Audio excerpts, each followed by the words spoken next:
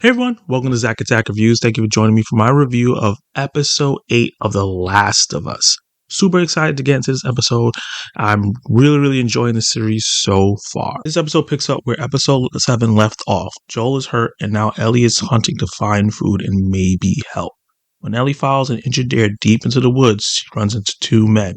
Now she's trying to figure out if they are friend or foe. Before I get into my breakdown, remember to hit that like button and subscribe to the channel. Hit that notification bell so you can be notified my reviews, reactions, and more.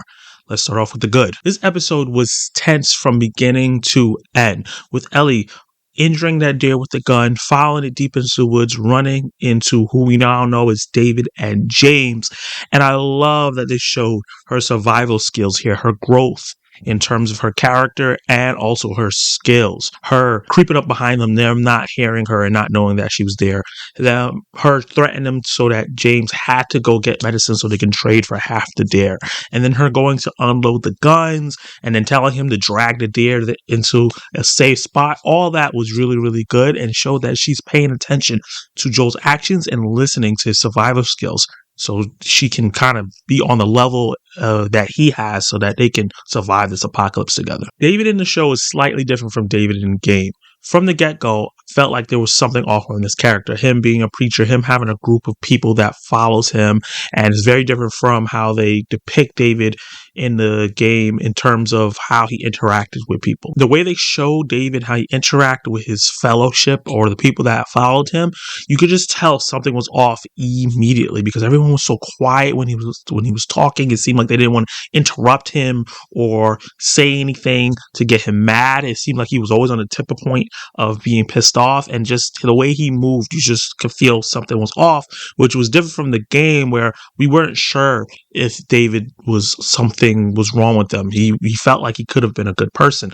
So I think that they streamlined that and not, took some liberties in making this character a little bit more creepier than he was in the game. And I was super duper excited to see Troy Baker playing James. The guy, he's a legendary video game voice actor, just a voice actor in general, that's legendary, and he's the voice of Joel in the game, which I really wish that his character got to meet Pedro Pascal character, so they kind of had like a face off or something. I thought that would have been super better and fun. Obviously that couldn't happen because they were sticking really straight to the source material and those characters never got to meet, but I really enjoyed seeing him being inserted in here and being able to be part of the show since he was such a big part of the game. And while James goes back to the town to get the medicine to trade for the deer, Ellie and David sit to talk in a secure place.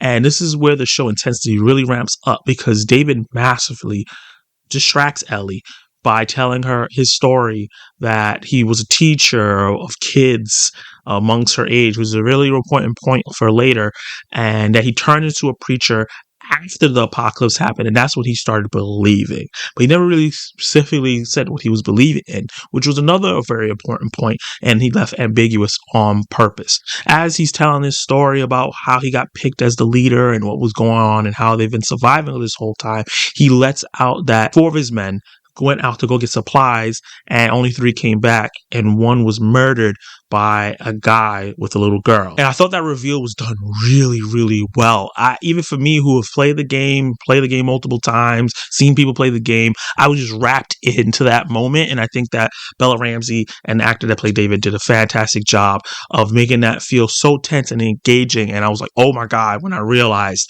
that he was talking about Ellie and Joel. That execution of David making Ellie feel like she was in control the whole time while he was just kind of trying to figure out who she was and if she was the girl that was with Joel, because his group wants retribution for him killing one of theirs. He lets Ellie go with the medicine, but tracks her back to the place that they're hiding out. Ellie rushes out trying to distract him and get him away from where Joel is because he's not fully 100% yet, and she gets captured. She gets put into a cell, and while she's trying to escape and being offered food and all this stuff is happening, she notices a human ear is laying across from her cell. And that's where she realized what these people are actually eating. For you guys watching, did you realize that they were eating people, that they were cannibals up until this point? Or was that the confirmation? That's when you realized what was really going on. For me, I kind of realized what was going on from the moment that they said that they needed to bury one of their dead, and they said that it was too hard to bury a whole right now. And James says, well, we're running low on meat. And he said, well, don't worry about it. I just, from then, even with my knowledge from the game that I knew that they were cannibals, I just knew from then, just being absorbed into the show and trying to leave that out of my mind, that, yeah, they're probably eating people. If they're struggling this hard and they have, the way they were serving the food, especially that moment where that guy brought the meat in and the girl asked, what is this?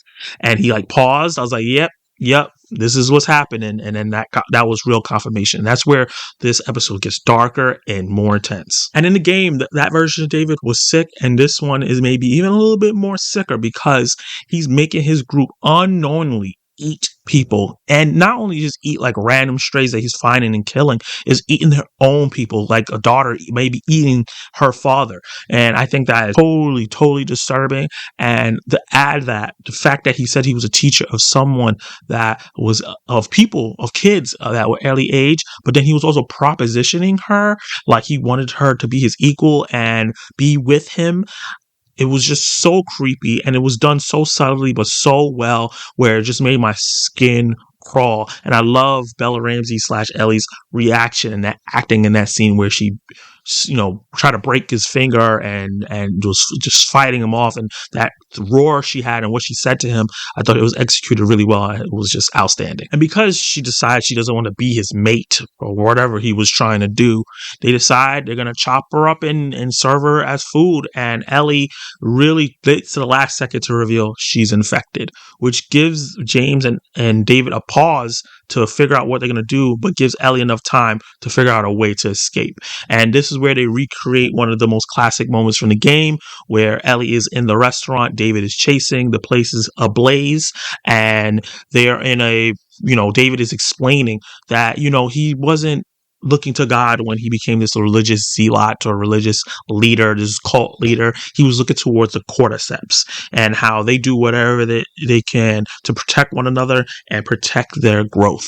And that is what he is doing. And I thought that was crazy and just really something that talks about the human condition and how we actually are, and maybe we are a virus that's set upon this earth. And I thought that was really deep. And then they finally have their showdown, and it's crazy because they're going back and forth, and Ellie's doing her thing, but obviously David's a grown man. He overpowers her, and he looks like he's about to take advantage of her, which I thought was such a weird thing because the place was on fire just above his head. You can see like the ceiling was about to come in, and he was like, you're so sick of the head that you can't take the time to leave this burning building before doing this nasty stuff to this underage girl. It was so cathartic for when she became like a berserker and just wailed on him with a hatchet. It was one of the most cathartic moments in this show so far. And I'll give them that this was more cathartic in the show than it was in the game, because that section in the game was a little bit more annoying because of the gameplay. So it didn't feel as cathartic as it should be, because I was just glad that moment was over when I was playing it. But seeing it here, I think I like the execution. And in this episode, Pedro Pascal got to do some things where he felt more like the Joel from the video game, and he rampages through David's men trying to get to Ellie, get information on where she is. And this did two things for me. It showed how dark and dangerous Joel can get, and executed some of the cool things that I know and love that Joel can do from the video game, but also showed that he really truly cares about her even when she's not there. A lot of times it felt like throughout the show, it's like obviously showing he cares because she's right there. He doesn't want to be like, oh yeah, I don't care about you. And there's always kind of been this tough bravado, like he doesn't really care. She's just cargo. But with how he was acting while she was gone and his desperation, trying to find her, and the lengths that he would go to torture and kill to get to her, I think that it really showcased that bond is there now and it's unbreakable. I really, really enjoyed Pedro Pascal's performance as he fully became the Joel I know. And then the ending with Ellie leaving the burning building, traumatized, hurt, and just bewildered and trying to figure out where she is right now, and Joel finding her, embracing her, telling her that she's safe and she's not one of these sickos that she's scared of, and him grabbing her face and looking at her and embracing her, and then just capping it off with the it's okay baby girl, something that he used to call his daughter Sarah. was just a gut punch. It just was so beautifully executed. Yeah, I just thought that this was the transfer of love. Like that grief and everything that he was holding on from Sarah, he finally transferred over to Ellie and sees her as like a surrogate daughter, which obviously can be a toxic thing because he's not really working through his feelings, but it also certifies the relationship as like family.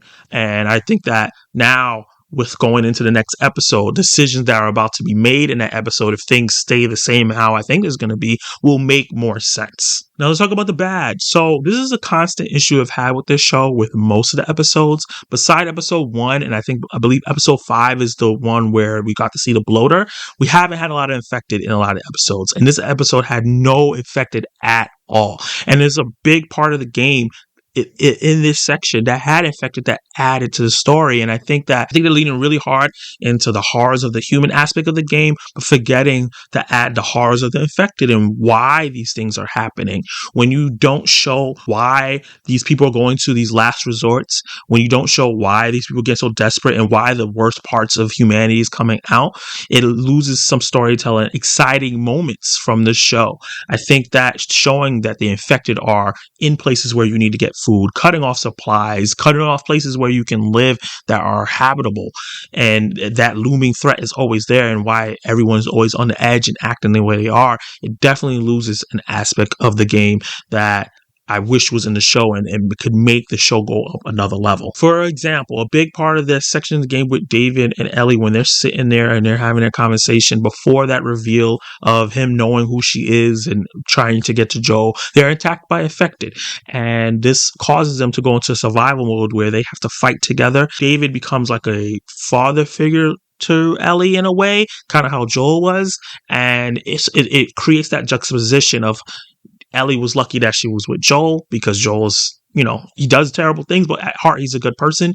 But David is the same way in terms of he does terrible things, but he's not a good person. We lose some of that bond between them because they bonded trying to survive together. And it made us, the audience that was playing the game, go, okay, maybe David is a good person. Maybe he can definitely help Joel, and they can find people together that can bring them along. It makes that betrayal that happens hurt more. So I think that they lost that aspect by leaving out the infected. We could have got a cool action sequence to make the episode a little bit more exciting while keeping all the emotional moments, disturbing moments as well. I'm not sure why they're capping these episodes at like 45 minutes, but I really wish they were longer and they were able to explore those aspects. Let's get into my verdict. So despite my gripes with the show and everything, I think that this episode was great. I think Bella Ramsey had such a great standout moments in this show. She really got to showcase her range, her actability, her way to embody Ellie in a really great way, especially in those final couple moments. And I think that it was shot beautifully. Everything with the fire and then amongst the snow was so gorgeous. This episode was shot really, really well. There was a lot of amazing shots, and even though there was a lack of effect, there was some really tantalizing action moments as well. So I really enjoyed this, and I think that it's another great addition to this show, and I'm excited to see how they wrap everything up with the final episode. So with that said, I'm going to give this episode a B. Did you like it? Did you hate it? What would you rate The Last of Us episode 8? Did you enjoy it? Did you think it was a better adaptation than the game, or did you feel like there was something missing? Let me know in the comments down below, and like the video if you like my reviews, subscribe to the channel, and hit that notification bell so you can notify my reviews, reactions, ranking lists, live discussions, and more. And you can watch more of my content